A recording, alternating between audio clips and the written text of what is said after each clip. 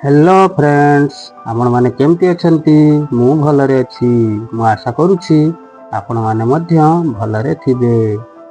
Channel रे नुआ करी विजिट करूथिले चैनल टी को लाइक शेयर सब्सक्राइब करि देबे एवं वीडियो रे किछि त्रुटि थिले कमेंट करी जणैबे एवं वीडियो टी को आदु स्किप करिवे नाही, नहले ए नुआ रेसिपी टी आपण माने जानि परिवे नाही।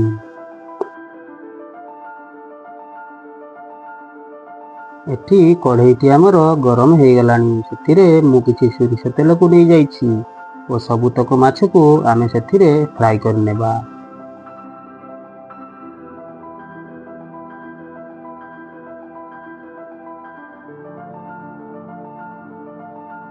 एमती हेबा पर्यंत आमे ताकू भाजीबा, तापरे आमे ताकू स्टोर कर नेबा।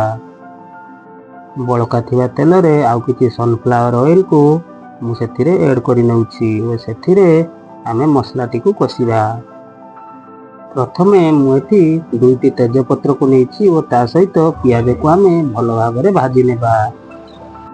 इस समय रे मु स्वाद अनुसार किछि चिली पाउडर को नै जाइछि और ता सहित किछि कलर चिली पाउडर को मध्य नै जाइछि। सेथिरे कोडा अंश टोटाली नाही, सेथिरे खाली हमरो तरकारी रे कलर आसीबो।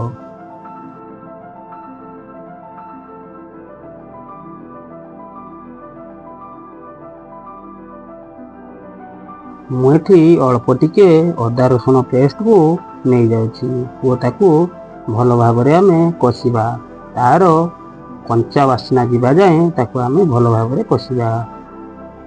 मसला ए भलिया कसिला परे मुठी बिलाती पेस्ट को देई दउछि और ताकू भलो भाबरे आमे कसिबा। संपूर्ण भाबरे तेल छाड़ीबा जाए आमे ताकू 10 रु 15 मिनिट हल्का आंच रे कसिबा।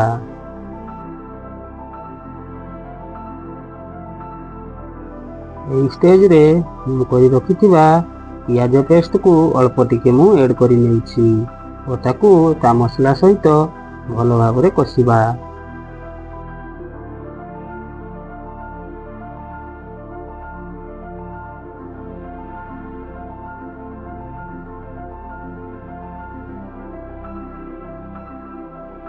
एमती होला परे अल्प टिके हम एथिरे पानी ऐड करि नेबा।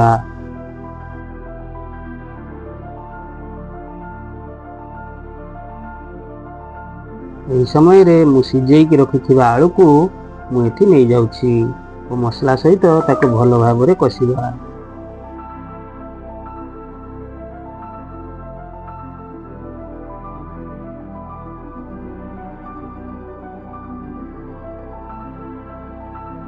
एही समय रे मु लूण और जीरा पाउडर किछि और अल्प टिके गरम मसला को मु ए जगह रे ऐड करि नेछि और ताकू भलो भाबरे मिसेई नेबा।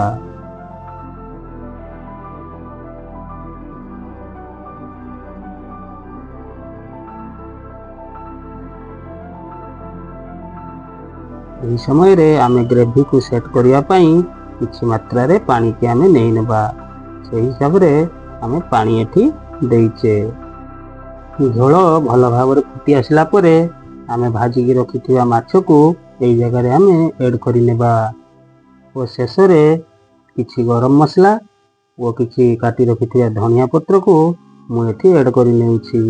तापरे काम हमरो फिनिश।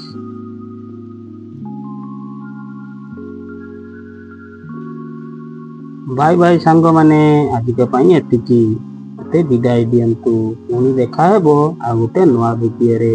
वीडियो टी भलो लागिथिले चैनल टी को लाइक शेयर सब्सक्राइब करि देबे।